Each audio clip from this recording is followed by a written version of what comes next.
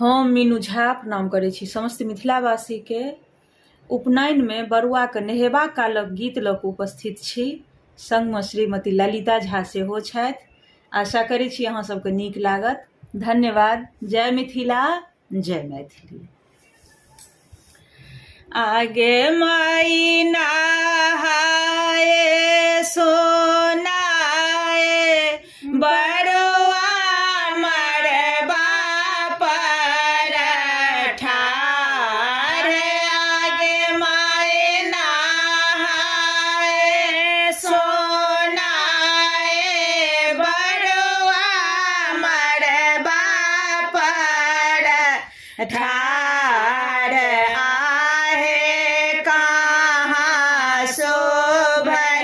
पियर धोते कहाँ फूलहार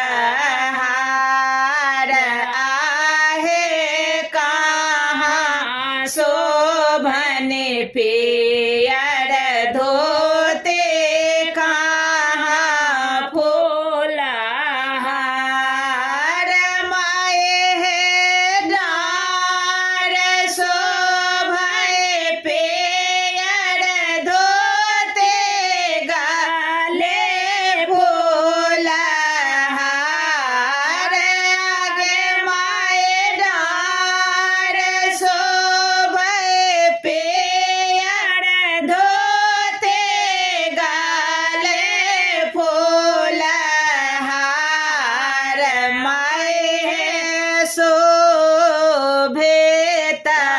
लागे बरुआ मरबा पर ठाढ़।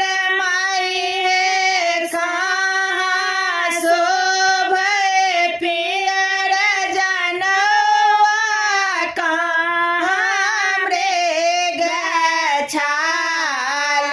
माई है कान शोभय पियर जनवा गाले मृग छाल।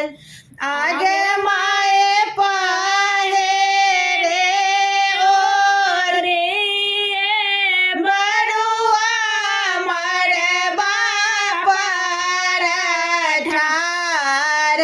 आगे माए आशीष दे तो बरुआ के कुल परिवार।